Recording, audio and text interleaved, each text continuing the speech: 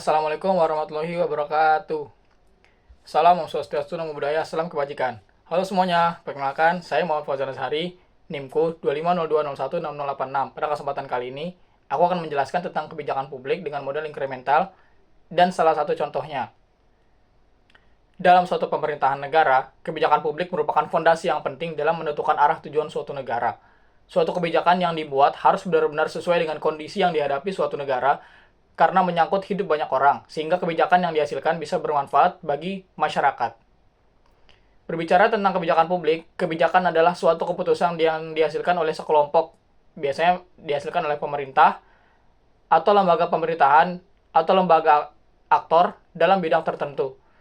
Kemudian jika kita berbicara tentang publik, publik adalah sekelompok orang atau sekumpulan orang yang memiliki tujuan yang menetap di suatu negara. Berarti, jika kita berbicara tentang kebijakan publik adalah suatu kebijakan atau suatu keputusan yang dihasilkan oleh pemerintah yang menyangkut hidup banyak orang yang bersifat harus dipatuhi. Nah, dalam pembuatan kebijakan, biasanya pemerintah menerapkan beberapa model, seperti model rasional dan juga model inkremental. Model rasional adalah model pendekatan yang terstruktur dan berbasis logika dalam pembuatan kebijakan yang bertujuan untuk mencapai hasil yang maksimal melalui penelitian yang komprehensif. Nah, sedangkan model inkremental menurut Charles E. Lindblom, inkremental adalah kebijakan yang dimana kebijakan ini merupakan hasil dari pemikiran kebijakan yang ada pada sebelumnya yang dilakukan secara bertahap. Nah, perbedaannya terletak pada bagaimana cara kebijakan itu dibuat. Model rasional biasanya memerlukan analisis mendalam dan juga data-data yang valid sebelum membuat kebijakan. Sedangkan model inkremental hanya menekankan pada proses pengambilan keputusan melalui langkah-langkah kecil, dan model inkremental adalah model evaluasi atau model lanjutan dari kebijakan-kebijakan yang sudah ada sebelumnya. Dalam model inkremental, terdapat beberapa tahapan sebelum implementasi itu diimplementasikan kepada masyarakat secara umum. Tahapan-tahapan tersebut meliputi yang pertama yaitu penyesuaian bertahap. Kebijakan dibuat berdasarkan kebijakan yang sudah ada sebelumnya dengan melihat perkembangan dan kondisi yang sedang dihadapi negara tersebut. Proses ini menekankan pentingnya melakukan perubahan dari skala yang kecil terlebih dahulu sebelum melakukan perubahan dengan skala besar. Kemudian yang kedua yaitu keputusan jangka pendek. Kebijakan yang dihasilkan lebih fokus terhadap solusi jangka pendek yang lebih praktis dibandingkan dengan solusi jangka panjang yang memerlukan waktu penelitian yang lebih lama. Dengan mengambil kebijakan yang bersifat jangka pendek, kebijakan bisa dihasilkan dengan cepat dan dapat segera diimplementasikan kepada masyarakat. Kemudian tahapan yang ketiga yaitu tahap negosiasi. Biasanya, sebelum menerapkan model inkremental, pemerintah memerlukan negosiasi dari berbagai pihak untuk menilai kebijakan tersebut sebelum akhirnya kebijakan tersebut diimplementasikan kepada masyarakat umum. Dan tahapan terakhir yaitu umpan balik dan revisi. Kebijakan yang sudah diimplementasikan kemudian dilakukan evaluasi untuk menilai apakah kebijakan tersebut sudah berjalan sesuai dengan tujuan di awal atau dalam implementasinya terdapat beberapa faktor penghambat. Kemudian kita masuk ke bagian kelebihan dan kekurangan model inkremental. Berbicara tentang kebijakan, tidak terluput dari kelebihan dan kekurangan dalam pembuatan model kebijakan tersebut. Dalam model inkremental, terdapat kelebihan dan juga kekurangan. Kelebihannya, salah satunya, kebijakan yang dihasilkan biasanya bersifat lebih fleksibel dan lebih cepat dihasilkan dibandingkan dengan model-model kebijakan lain. Simpelnya, inkremental merupakan model kebijakan publik yang dibuat berdasarkan kondisi yang sedang dihadapi suatu negara. Biasanya masyarakat butuh kebijakan yang cepat, sehingga pemerintah menerapkan model inkremental dalam membuat kebijakan. Kekurangannya, karena kebijakan yang dihasilkan cenderung lebih fleksibel atau lebih cepat, biasanya pemerintah tidak menyiapkan inovasi jangka panjang. Kemudian masuk ke contoh model kebijakan inkremental. Jadi model inkremental yang aku pilih pada kesempatan kali ini yaitu model kebijakan kurikulum merdeka. Kurikulum merdeka merupakan kurikulum yang diperkenalkan oleh Kementerian Pendidikan, Kebudayaan, Riset, dan Teknologi pada tahun 2022 yang merupakan lanjutan dari kurikulum ke-13. Nah, tujuan kurikulum ini cenderung memberikan ruang yang lebih bebas terhadap para siswa untuk membangun karakter dan kreativitas dalam pendidikan. Kurikulum ini berfokus pada pemenuhan minat dan bakat peserta didik, pengembangan diri, serta menjawab tantangan kebutuhan dunia.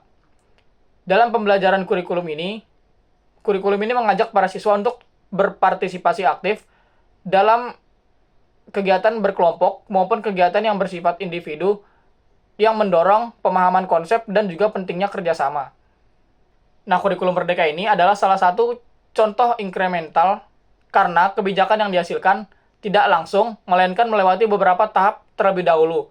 Dan juga, kebijakan kurikulum Merdeka merupakan kebijakan perkembangan dari kebijakan sebelumnya, yaitu kebijakan kurikulum ke-13. Cara tentang kebijakan publik dengan model inkremental tidak terlepas dari aktor, kompromi, dan juga tahapan-tahapan dalam implementasi kebijakan tersebut. Contohnya pada kurikulum Merdeka, terdapat berbagai aktor yang mendukung kelancaran jalannya kebijakan ini. Aktor tersebut meliputi Kementerian Kebudayaan, Riset dan juga Teknologi sebagai perumus kebijakan, dan juga peserta didik sebagai aktor utama dalam implementasinya di lapangan.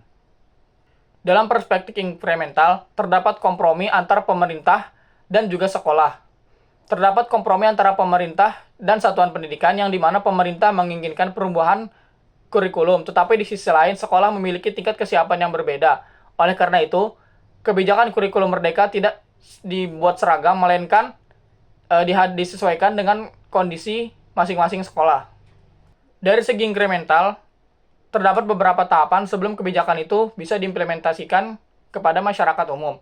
Yang pertama yaitu tahap persiapan. Sebelum dilakukan tahap pengimplementasian, kurikulum Merdeka melewati tahap persiapan terlebih dahulu. Tahapan ini mencakup persiapan tujuan, visi, dan misi dalam satuan pendidikan. Kemudian yang kedua itu tahap pelaksanaan. Setelah menentukan tujuan, visi, dan juga misi, sekolah melakukan pembagian tugas, peran, dan juga tanggung jawab, serta pemberian motivasi agar kebijakan berjalan dengan lancar. Dan yang ketiga yaitu tahap evaluasi. Setelah kebijakan ini berjalan, evaluasi atau penilaian dilakukan guna menilai hal-hal apa saja yang dinilai kurang dan menjadi hambatan dalam pelaksanaan kurikulum Merdeka. Kemudian, terdapat beberapa faktor pendukung dan juga penghambat dalam kurikulum Merdeka. Faktor pendukungnya meliputi dukungan kebijakan dari pemerintah. Adanya dukungan dari pemerintah dan kementerian terkait implementasi kebijakan ini yang meliputi alokasi sumber daya, pelatihan terhadap para tenaga pendidik, dan juga evaluasi secara berkala. Kemudian yang kedua yaitu kesiapan guru. Guru yang memiliki pengetahuan, keterampilan, dan juga sikap yang sesuai dengan kurikulum Merdeka akan lebih mudah untuk menyesuaikan diri dengan pengajaran. Namun, terdapat juga beberapa faktor penghambat dari kurikulum ini. Yang pertama yaitu keterbatasan sumber daya, terbatasnya akses sumber daya seperti buku, perangkat pembelajaran, dan juga fasilitas fisik yang dimiliki tiap sekolah. Yang kedua yaitu kurangnya dukungan dari stakeholder. Biasanya, orang tua yang kurang paham terkait kebijakan ini tidak mendukung sepenuhnya kurikulum Merdeka ini diimplementasikan. Kesimpulannya, kurikulum Merdeka adalah salah satu bentuk model inkremental dalam pembuatan kebijakan publik. Kurikulum Merdeka memberikan keuntungan dalam hal penyesuaian karena sekolah tidak dipaksa untuk langsung berubah secara menyeluruh, melainkan diberi ruang untuk beradaptasi sesuai dengan kesiapan tiap sekolah. Namun, dalam implementasinya, terdapat beberapa hambatan seperti kurangnya dukungan dan juga guru yang tidak siap untuk menghadapi kebijakan ini. Oleh karena itu, terdapat beberapa rekomendasi untuk mengatasi masalah-masalah tersebut. Beberapa rekomendasinya yaitu yang pertama, peningkatan kualitas guru. Guru perlu dilakukan pelatihan agar tenaga pendidik dapat menyesuaikan diri dengan kebijakan. Dan yang kedua yaitu pemerataan akses terhadap sumber daya, khususnya di daerah-daerah terpencil untuk menghapus kesenjangan antar daerah. Sekian yang dapat saya sampaikan. Kurang lebihnya mohon maaf. Wassalamualaikum warahmatullahi wabarakatuh. Salam Om Swastiastu, Namo Buddhaya, salam kebajikan.